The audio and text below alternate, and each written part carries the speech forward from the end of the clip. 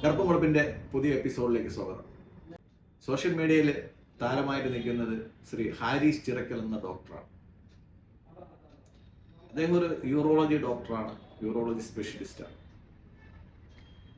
Medical കോളേജിലെ അനാസ്ഥയെ പറ്റി അദ്ദേഹം സോഷ്യൽ മീഡിയ എന്ന് പറയുന്ന ഫേസ്ബുക്കിൽ പോസ്റ്റ് ഇട്ടു. ഒരു സർക്കാർ ഉദ്യോഗസ്ഥൻ ഇങ്ങനെയല്ല പ്രതികരിക്കേണ്ടത്. സർക്കാർ ഉദ്യോഗസ്ഥന് കേരള സർവീസ് റൂൾസും കണ്ടക്ട് റൂൾസും ഒക്കെ ഉണ്ട്. അതനുസരിച്ചിട്ട് മെഡിസിൻ മാത്രം പഠിച്ചിട്ട് കാര്യമില്ല, അദ്ദേഹം റൂളും കൂടെ പഠിച്ചാലേ ഗവൺമെന്റ് ഉദ്യോഗസ്ഥനാവും. നിങ്ങൾക്ക് മെഡിസിൻ പഠിച്ചതുകൊണ്ടും MBBS കഴിഞ്ഞ് MD കഴിഞ്ഞതുകൊണ്ടും നിങ്ങൾക്ക് ഡോക്ടർ ആവാം, അല്ലെങ്കിൽ ഉദ്യോഗസ്ഥനാവാം. ഡോക്ടറായ ഉദ്യോഗസ്ഥൻ്റെതായ ലിമിറ്റേഷൻസ് ഉണ്ട്. ആ ലിമിറ്റേഷൻസ് എപ്പോഴും നിങ്ങൾ ഓർത്തിരിക്കണം. അതേസമയം ഞാനൊരു പ്രൊഫഷണൽ ഡോക്ടറാണ്, എനിക്ക് തോന്നുന്നത് എന്തെങ്കിലും പറയണമെങ്കിൽ ആദ്യമായിട്ട് സർക്കാർ സർവീസിൽ നിന്ന് രാജിവെച്ചിട്ട് ഇറങ്ങി വായി തോന്നിയതെല്ലാം നമുക്ക് നാട്ടിൽ പറയാം. സമൂഹത്തിനെതിരായിട്ട് പൊരുതാം. നമുക്ക് നമ്മുടെ മുമ്പേ ഡൽഹിയിലെ ചീഫ് മിനിസ്റ്റർ നമ്മുടെ മുമ്പ് നിൽപ്പുണ്ട്.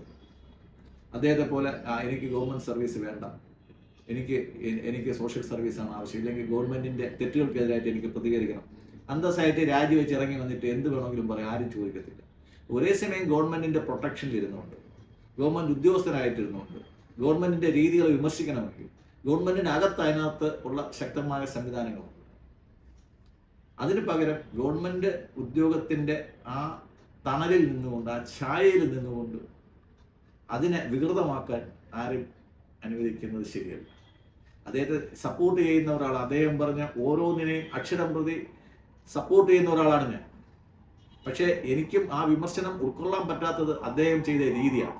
അതുകൊണ്ട് തന്നെയാണ് അദ്ദേഹത്തിന് രാത്രിക്ക് രാത്രി ആ പോസ്റ്റ് മുക്കേണ്ടിയും പിറ്റേന്ന് വേറൊരു പോസ്റ്റ് ഇടേണ്ടിയും വന്നത്. ഒരു ഡോക്ടറുടെ വിവേകം ഇതിനകത്തുണ്ടാവണമായിരുന്നു. അത് അദ്ദേഹം ചെയ്ത് തെറ്റിപ്പോയി. ചില വികാരം കൊണ്ട് ചിലപ്പോൾ നമ്മൾ വിവേകം നഷ്ടപ്പെടുന്ന പല അവസരങ്ങളും പലർക്കും ഉണ്ടായിട്ടുണ്ടാവും. ഇതാദ്യമായിട്ടൊന്നും.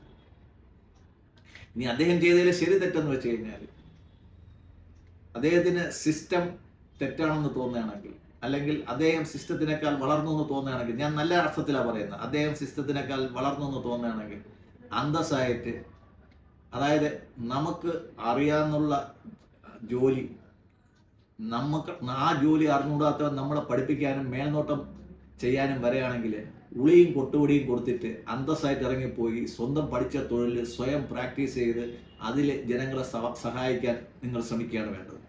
അല്ലാതെ കിടക്കുന്ന കൂട് വൃത്തികേടാക്കുകയല്ല വേണ്ടത്. ആ കൂട് നിങ്ങൾക്ക് ഇഷ്ടമല്ല, നിങ്ങൾ അതിനേക്കാളും വളർന്നെങ്കിൽ നിങ്ങൾക്ക് തീർച്ചയായിട്ടും തിരുവനന്തപുരം മെഡിക്കൽ കോളേജിൽ നിന്ന് പെൻഷൻ ആയി കഴിഞ്ഞ് കഴിഞ്ഞാൽ നിങ്ങൾ പട്ടിണി കിടക്കാൻ പോകുന്നില്ല. നിങ്ങൾ ഇന്ന് രാജിവെച്ചെന്നും പറഞ്ഞുകൊണ്ട് തിരുവനന്തപുരം മെഡിക്കൽ കോളേജ് തലകുത്തരം മറിയാനും പോകുന്നില്ല. സിസ്റ്റം അവിടെ തന്നെ ഉണ്ടാവും. നമ്മൾ ആരൊക്കെ വന്നാലും ആരൊക്കെ നിന്നാലും ആരൊക്കെ പോയാലും സിസ്റ്റം അവിടെ തന്നെ ഉണ്ടാവും. സിസ്റ്റത്തെ വിമർശിക്കണമെങ്കിൽ സിസ്റ്റത്തിന് വെളിയിൽ ഇറങ്ങി നിന്ന് അന്തസ്സായിട്ട് വിമർശിക്കുക. സിസ്റ്റത്തിനകത്ത് കടിച്ചു തൂങ്ങി കിടന്നുകൊണ്ട്, മന്ത്രിയുടെ ഔദാര്യത്തിൽ കിടന്നുകൊണ്ട്, അവരുടെ നൂലിൽ കിടന്ന് തൂങ്ങിക്കൊണ്ട് വിമർശിക്കുന്നത് അന്തസ്സുകേടാണ്. എനിക്ക് ഇത്രയും പറയാനുള്ളൂ. നന്ദി, നമസ്കാരം.